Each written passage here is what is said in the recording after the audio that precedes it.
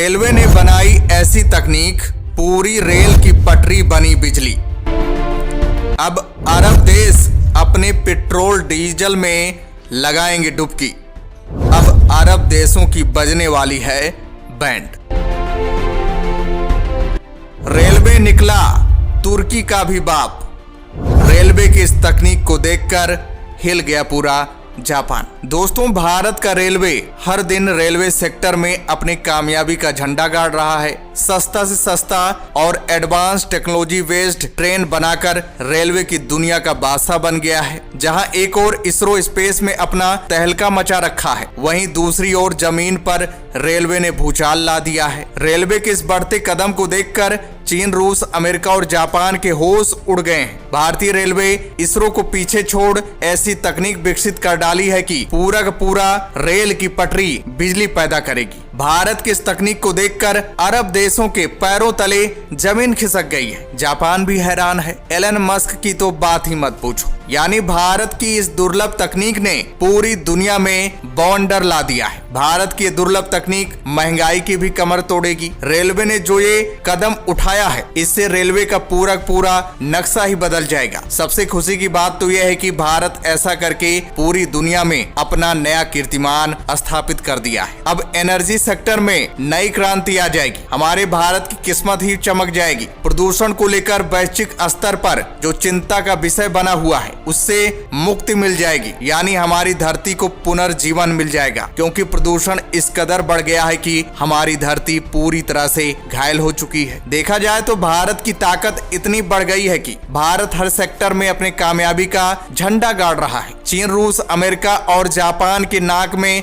दम कर दिया है। इन देशों की बादशाही खत्म कर दिया है। रूस और अरब देश जो तेल को लेकर इतना उछल रहे थे, उनकी बोलती बंद हो गई है। अब ये देश अपने तेल में डुबकी लगाएंगे। भारत ने साफ साफ मना कर दिया है। दोस्तों, इस समय रेलवे अपने फुल फॉर्म में चल रही है। एडवांस से advance technology based high speed train manufacture कर रही है। Vande Bharat train, bullet train, यहाँ तक कि हवा से चलने वाली ट्रेन भारतीय रेलवे की पटरियों पर चलने को तैयार है। लेकिन इसी बीच रेलवे ने एक और कारनामा करके पूरी दुनिया को हैरान कर दिया है। दरअसल दोस्तों, भारतीय रेलवे ने बिजली पैदा करने की एक नई तकनीक विकसित कर लिया है और इस तकनीक की मदद से ऐसी वैसी बिजली जनरेट नहीं होगी, बल्कि स्वच्छ बिजली हमें प्राप्त होगी। जैसा कि आप सबको पता ही होगा कि मोस्टली बिजली पानी और कोयले से जनरेट की जाती है, जो कि काफी महंगा और एनवायरनमेंट के लिए हार्मफुल होती है। इस प्रोसेस में टरबाइन और अल्टरनेटर अहम भूमिका निभाते हैं। टरबाइन की बात करें तो एक लोहे की मोटी सॉफ्ट पर बहुत सारे पंखे लगे होते हैं, इसे ही टरबाइन कहते हैं। जब इन पंखों से पानी, हवा या गर्म भाप टकराते हैं तो ये पंखे घूमने लग जाते हैं, और जब टरबाइन घूमता है तो इसकी शाफ्ट के साथ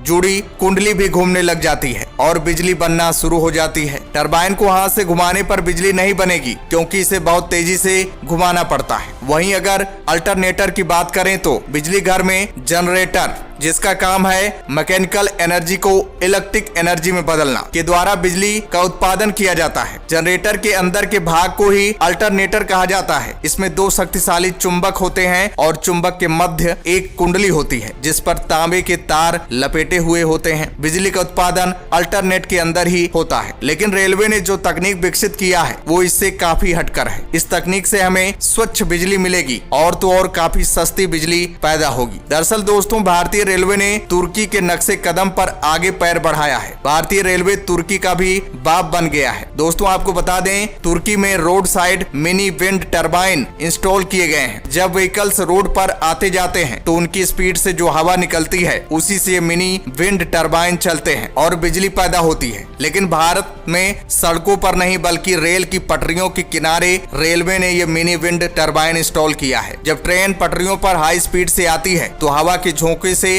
ये मिनी विंड टरबाइन चलने लगते हैं और बिजली बनने लगती है। और ये काम वेस्टर्न रेलवे ने शहर में अपने कार्बन फुटप्रिंट को कम करने के लिए किया है और इतिहास में पहली बार वेस्टर्न रेलवे ने विंड मिल के माध्यम से बिजली पैदा करने की कोशिश कर रहा है। और मिनी विंड टरबाइन को खार और नायगांव रेलवे स्टेशन के बगल में इंस्टॉल किया गया है। वेस्टर्न रेलवे द्वारा नीले और सफेद रंग के ब्लेड वाले 5 वर्टिकल मिनी विंड टरबाइन लगाए गए हैं। जब कोई ट्रेन गुजरती है तो ये ब्लेड रोटर शाफ्ट के माध्यम से चलने लगते हैं। ये मिनी विंड टरबाइन 1 किलोवाट से 10 किलोवाट के बीच बिजली पैदा कर सकती है। यदि ये सफल होते हैं तो रेलवे उन्हें और अधिक स्थानों पर इंस्टॉल करेगी। रेलवे की ये पहल मोदी सरकार का जो सपना है भारत को जीरो मिशन वाली कंट्री बनाना, उसमें मील का पत्थर साबित होगा। यही नहीं, वेस्टर्न रेलवे पहले से ही अपने रेलवे स्टेशन पर और स्टेशन बिल्डिंग्स की छतों पर सोलर पैनल्स इंस्टॉल करके सोलर एनर्जी से बिजली प्रोड्यूस कर रहा है। 2021-22 में वेस्टर्न रेलवे ने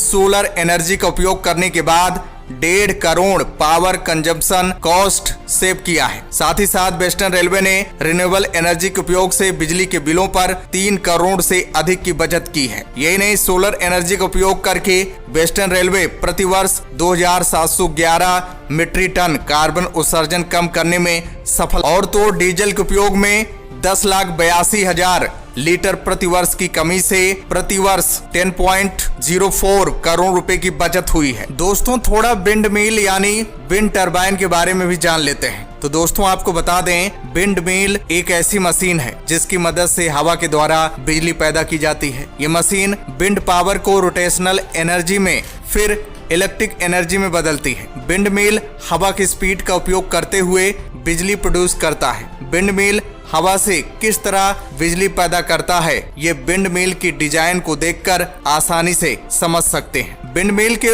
सबसे ऊपरी भाग पर एक बड़ा सा बॉक्स बना होता है। उस बॉक्स में ही बिजली प्रोड्यूस करने के लिए जरूरी सभी आवश्यक पार्ट्स लगे होते हैं। इसमें सबसे आवश्यक ब्लेड, जनरेटर, गियर बॉक्स लगे होते हैं। जब हवा चलती है तो विंड मिल के सबसे ऊपरी भाग पर लगे ब्लेड रोटर की मदद से घूमने लगते हैं। ये ब्लेड एक गियर बॉक्स से जुड़े होते हैं। गियर बॉक्स का काम ये होता है कि वो ब्लेड के घूमने की स्पीड को बढ़ा देते हैं। जो गियर बॉक्स ब्लेड की स्पीड बढ़ाता है वो दूसरे सिरे पर जनरेटर से जुड़ा हुआ होता है। ब्लेड की स्पीड बढ़ने की वजह से गियर बॉक्स की मदद से जुड़ा हुआ जनरेटर में लगा रोटेटर भी घूमने लगता है। इस तरह आसानी से बिजली पैदा होने लगता है। आमतौर पर जब भी कहीं विंड मिल्स लगाया जाता है तो कभी भी 1-2 नहीं बल्कि अधिक संख्या में विंड मिल्स टावर लगाए जाते हैं, क्योंकि एक विंड मिल से उतनी मात्रा में बिजली उत्पन्न नहीं की जा सकती है। एक टावर से जितनी बिजली उत्पन्न होगी उससे कुछ घरों की ही जरूरत पूरी हो पाएगी।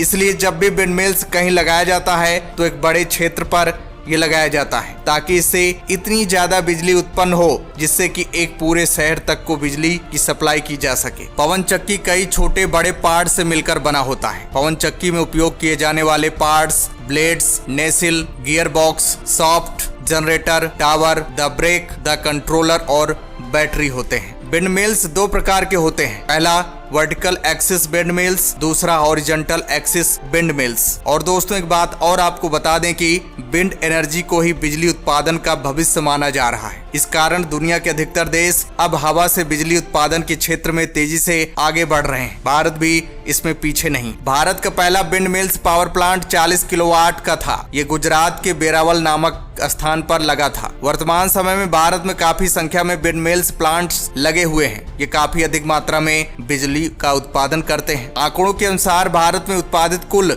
विंड एनर्जी का 29% अकेले तमिलनाडु में उत्पादन किया जाता है। इसके अलावा गुजरात, महाराष्ट्र, कर्नाटक, राजस्थान, आंध्र प्रदेश, मध्य प्रदेश, तेलंगाना तथा केरल में भी बड़े स्तर पर विंड मिल्स प्लांट्स लगे हुए हैं। भारत ये लक्ष्य लेकर चल रही है कि आने वाले वर्षों में भारत की बिजली निर्भरता जैसे कि सोलर एनर्जी और विंड एनर्जी पर करना है। तो दोस्तों, भारत इतिहास रच रहा है। भारत के इस बढ़ते कदम पर हमें गर्व करना चाहिए। तो दोस्तों, जय हिंद, जय भारत।